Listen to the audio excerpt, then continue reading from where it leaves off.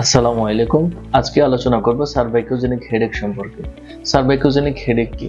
আমাদের ঘাড়ের ঠিক উপরের অংশে অর্থাৎ মাথার নিচে যে নার্ভগুলো আমাদের মাথা থেকে বের হয়েছে, সেই নার্ভগুলো যদি কোনো কারণে কম্প্রেস হয়ে থাকে, তাহলে আমাদের ঘাড়ে ব্যথা, মাথার চারপাশে ব্যথা, এমনকি চোখের চারপাশেও হতে পারে।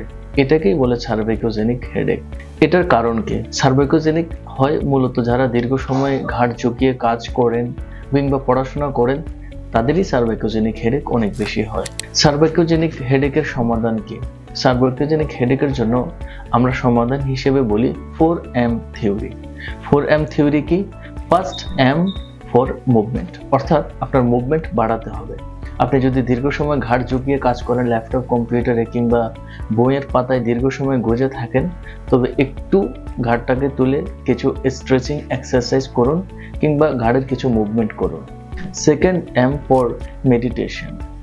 যদি কোনো কারণে আপনি স্ট্রেস, অ্যাংজাইটি কিংবা ডিপ্রেশনে ভুগে থাকেন, তবে আমরা বলবো আপনি কিছু সময় মেডিটেশন করুন, আপনার মনকে শান্ত করুন। আশা করি সার্ভাইকোজেনিক হেডেক চলে যাবে। Third and fourth M for modalities and movement.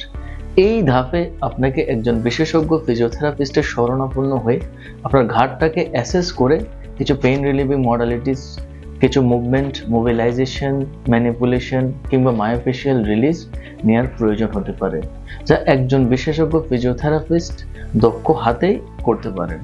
সুতরাং সার্ভাইকোজেনিক হেডেককে অবহেলা না করে দ্রুতই একজন বিশেষজ্ঞের শরণাপন্ন হন। ধন্যবাদ সবাইকে।